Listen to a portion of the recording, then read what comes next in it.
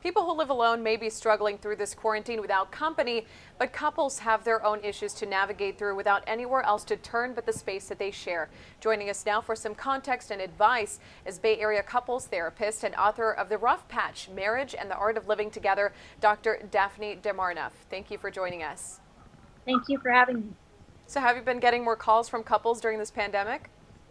I have been getting a lot of calls. I'm not sure if it's more, but people are definitely reaching out to get help, which I think is great. So you say that that's a good sign. I imagine that people might feel hopeless in a time like this where maybe they are used to coming to you physically and together. How are you helping them remotely this time around?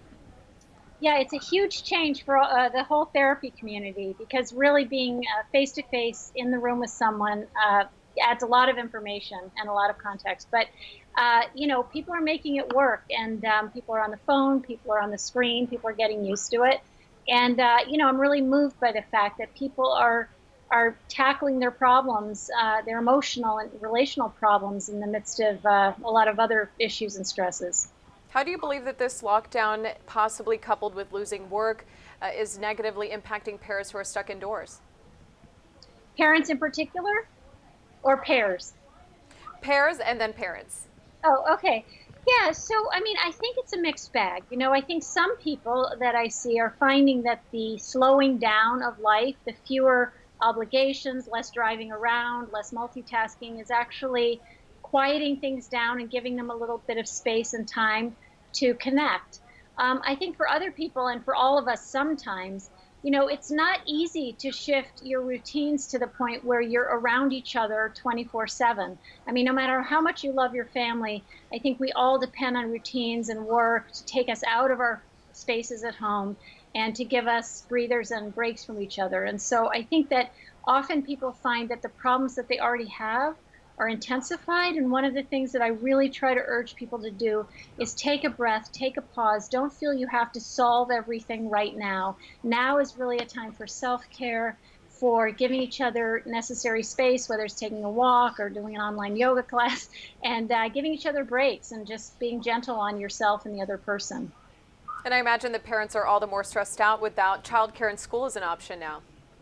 It's huge. There's so many different things going on for parents, and the whole added role of being your children's teacher, the worry around their academic lives, their social lives. I have found there's a silver lining for some parents because I think that all of us are aware that often one parent is the person who carries the emotional labor for the family, the person who keeps track of all the schedules, the person who's sort of the buck stops with them in terms of making sure the kids get stuff done and they're thinking ahead about what the kids need. And what I am finding is that couples are collaborating and sometimes equalizing and making more fair the division of emotional labor and the division of practical labor in the home. And I think a lot of people who spend a lot of time at work are actually finding it really a wonderful opportunity to reconnect with their kids. And so people still have what is now considered a luxury to just at least walk around the block, get some air. What kind of signs do they look for in terms of knowing, right now is not the time to talk?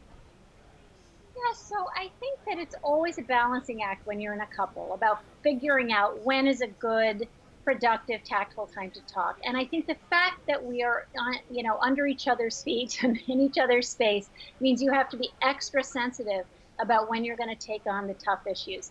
One thing I advise couples is to have a 15-minute conversation every day about the practical stuff, and then another 15-minute conversation a day, just checking in emotionally on how you each are.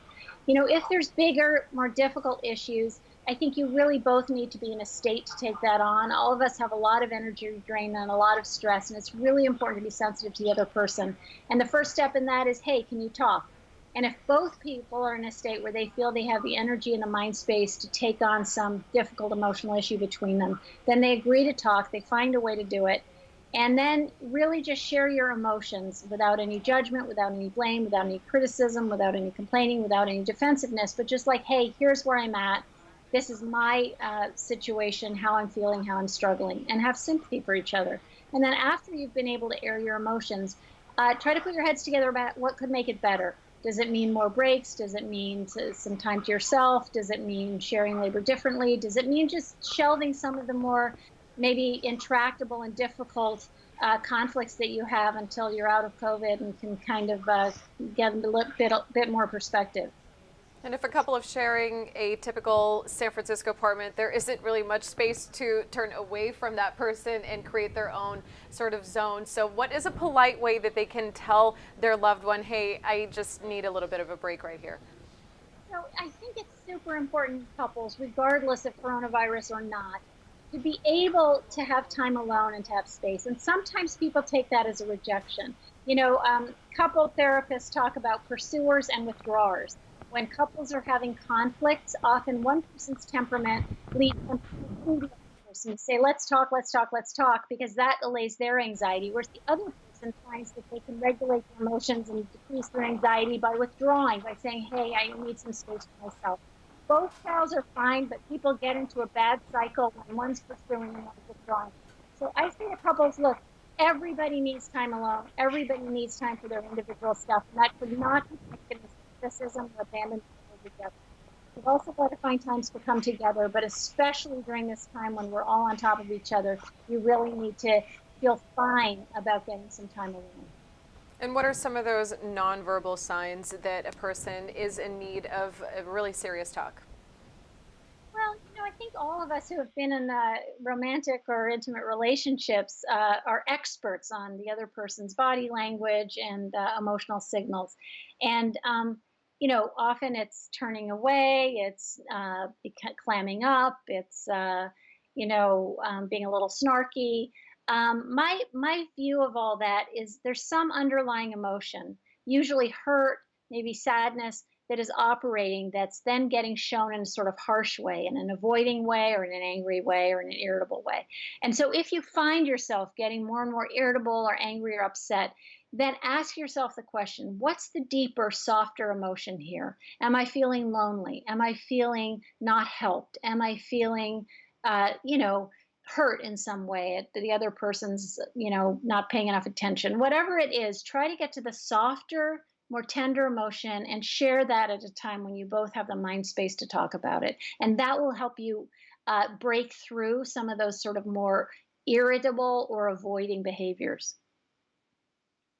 Like that might be adding stress to the couple's environment, but this can also be taken as a chance to reconnect and become closer. Is that right? Well, I think it is an opportunity for some people. Some of the couples I see are very busy, maybe very busy with their careers, run around a lot, do a million things. And at first, they find it a little uncomfortable to be in the same space with so little to do. But I find that also they see it as an opportunity to see, okay, what are we avoiding when we're running around? What ways that is it connecting scary maybe or difficult for us? And I'm finding people are really growing through this opportunity and sort of becoming surprised themselves at how much sort of mental and emotional space this is giving them to relate to their partner in a different, better way. Thank you so much, Dr. Daphne Marneffe, in talking to us about this sensitive subject and in helping explain it a little bit better about what we can all do to be better in a couple. You're watching Kron on the Bay Area streaming news 24/7.